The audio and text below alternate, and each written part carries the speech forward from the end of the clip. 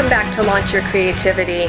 I'm so glad you're here today. We're going to be talking about success, failure, fear, and goals.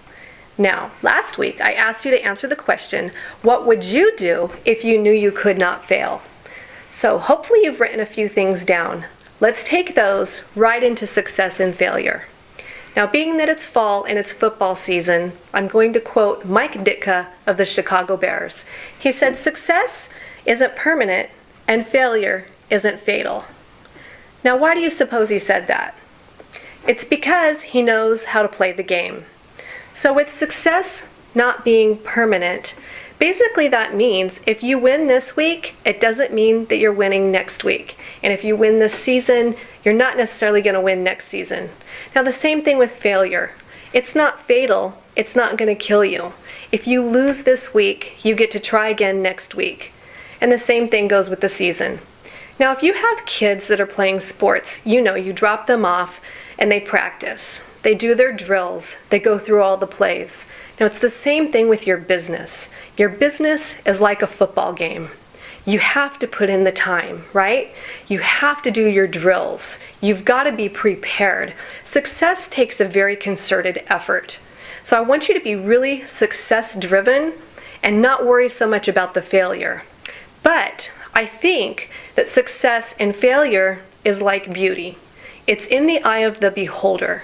So that's going to look different to you as it does to your girlfriends or your family, your neighbors. It's up to you what you deem as success to you and what you deem as failure to you. Now, failure could be things like not even starting. Maybe it's giving up. So if you are not starting or you're giving up, let's think about why you would do that. Is it fear? Fear is very, very powerful. A little bit of fear will get you out of your comfort zone and get you moving down your path of creativity. A whole lot of fear is going to immobilize you. So if you're thinking about bringing a product into the marketplace, let's look at worst case scenario, okay? Let's say you go and it's not well received. You don't make a lot of sales and you come home crushed and feeling like you failed. Well, that's not the case. It could be that was not your market. It could be that let's say you're selling jewelry and you have a table full of jewelry and you're at a holiday boutique, but everybody's buying baked goods. Well, it could be that is not your market. So you need to start doing the research of where your products fit and who your buyer is. Now, let's say that you're going to do like a wholesale line, like I have with my pillows and my table linens.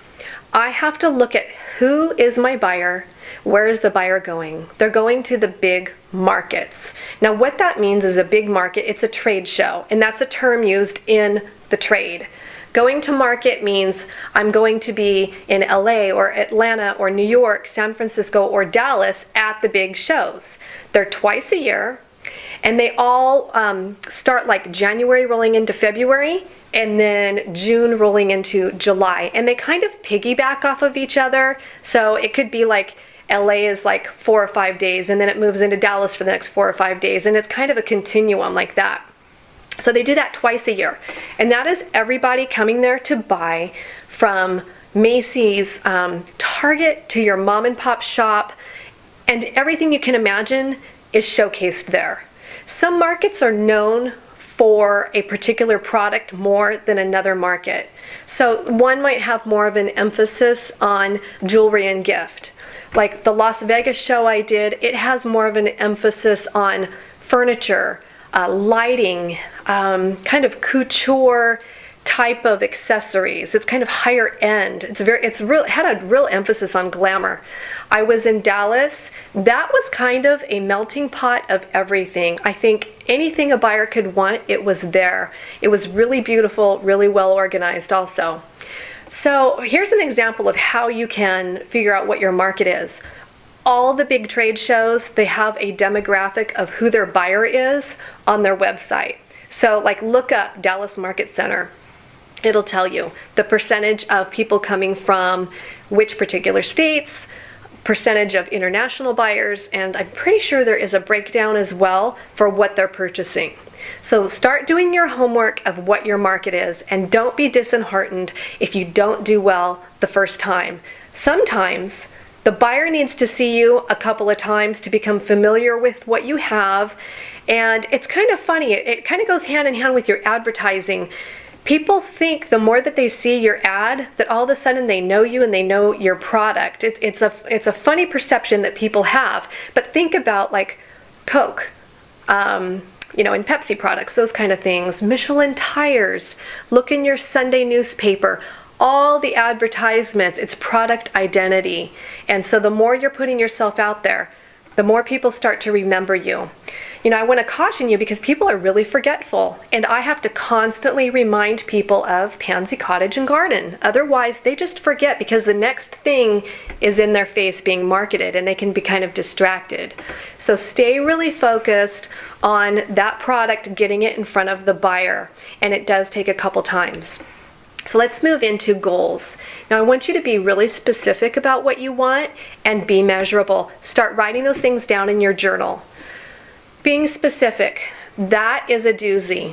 You may have an absolute passion about something, and once you get started in it, not love it so much. That has happened to me. I've had to make a few changes. I had aprons a while ago. Loved my aprons, and then all of a sudden I hated them. And of course, wouldn't you know, that's when everybody starts saying, what happened to your aprons? And it was a very difficult decision. Do I do it even though I'm not in love with it, or not? So that's a choice that you've got to make, and it's a process that everybody goes through of tweaking their product line. Now, when you're being measurable about those things, I want you to break things down into pieces so that you're not overwhelmed. It goes right into setting a time limit. If you're bringing a product or a service to market and you need a big window of time to work in, then do it. Don't be so excited to get to that trade show that all your ducks aren't in a row. This is what will happen. People will just pass over your booth. They might interpret that as that you're not completely prepared, translates into that you cannot deliver the order. So start a year out or more. It just kind of depends on what your item is that you're going to bring to market. Now, when you're in the middle of that, it's okay to shift gears because you're going to learn as you go. That's just normal. The other thing, be yourself. Okay, going back to the aprons. I loved them, then I hated them.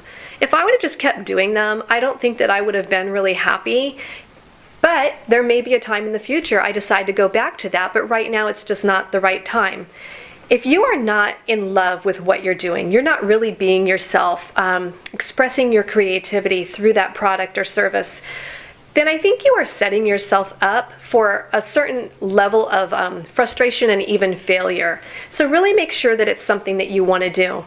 Lastly, I want you to write everything down, because it's going to give you a really good overview when you go back, in a month, 6 months, a year, to see where you went and looking back at that process. Give yourself grace to work in. It's very difficult to start a business. It's like having a newborn baby. You will be up in the middle of the night, believe me. When I started out, first, I was so excited. It's like you're getting that nursery ready, right? You're painting it. You're out there buying baby clothes. You're getting everything just right, and it's so exciting. And then you are up all night because the baby's got colic. Well, those kind of things come up. All of a sudden, there's some glitch in your business that needs your attention, and it cannot wait, and it can be really exhausting. It's part of the process. I think everybody goes through it, and if somebody tells you that everything was great and easy, they are not telling you the truth. Now, when I started off, from when I decided I wanted to do textile line to being at the market, I think it only took me about 4 months. But that was only because I had resources and networking, and I had been to the market as a buyer. I kind of knew the ropes. So it was really easy for me to get started. What's hard is building up that momentum and keeping it. But that's a process, and you learn as you go. And do not beat yourself up because you make a mistake. Everybody makes a mistake, and that's where you're going to go, okay, I'm going to tweak that for the next game. Okay, girls? So keep your eye on the ball. keep moving forward. Next week, we are going to talk about presentation, perception, and packaging. Okay, so I'll see you back here. Grab your coffee and join me.